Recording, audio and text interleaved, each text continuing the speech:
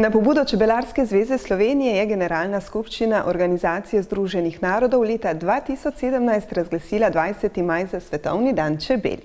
Predsednik Državnega zbora Republike Slovenije, magister Dejan Židan, je bil tedaj vodja projekta Svetovni dan čebel. Za našo kamero je povedal, kaj praznik, ki ga je predlagala prav Slovenija, pomeni za našo državo, pa tudi za svet.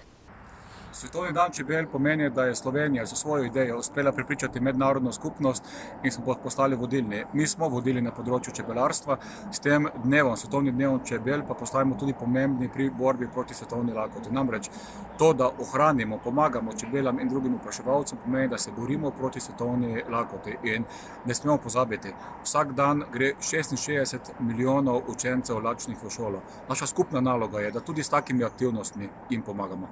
Namen praznika je svetovno javnost opozoriti na pomembnost ohranjanja čebel in opomniti ljudi, kako smo od čebel in ostalih opraševalcev odvisni. Čebele, kot tudi drugi opraševalci, so zelo pomembni pri opraševanju rastlin. S tem skrbijo za ohranjanje genetske biodiverzitete, genetske diverzitete samih rastlin in skrbijo za njihov kratkoročni in dolgoročni obstoj.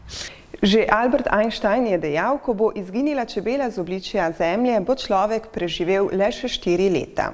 Saj ko ni čebel, ni več opraševanja, ni več rastlin, ni več živil in ni več ljudi. In kaj lahko naredi vsak posameznik za obstoj čebel? Vsak človek bi moral posaditi nekaj medovitih rastlin, tako da zagotovi čebelam hrano.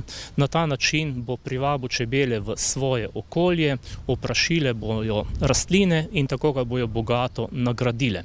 Slovenci pa se lahko pohvalimo z avtohtono podvrsto čebel. To je kranjska čebela, nekateri jo imenujejo tudi kranjska sivka, to pa zato, ker je nekoliko svetlejše barve, zato ker so njeni te obročki na zadku na nekaterih mestih svetleje obarvani, pa tudi svetlejše dlačice ima na zadku, zato daje tak bolj svetl videz.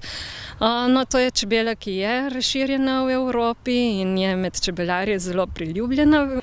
Vremenske spremembe, ki nas iz leta v leto vse bolj presenečajo, pa vplivajo tudi na čebele.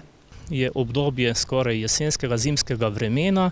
V tem obdobju imamo cvetenje akacije, to je ena najbolj medovitih rastlin, kjer se čebele opomorejo, naberejo tudi nekaj zalog, tako da ob končani paši lahko tudi nekaj iztočimo, ampak letos temu ni tako.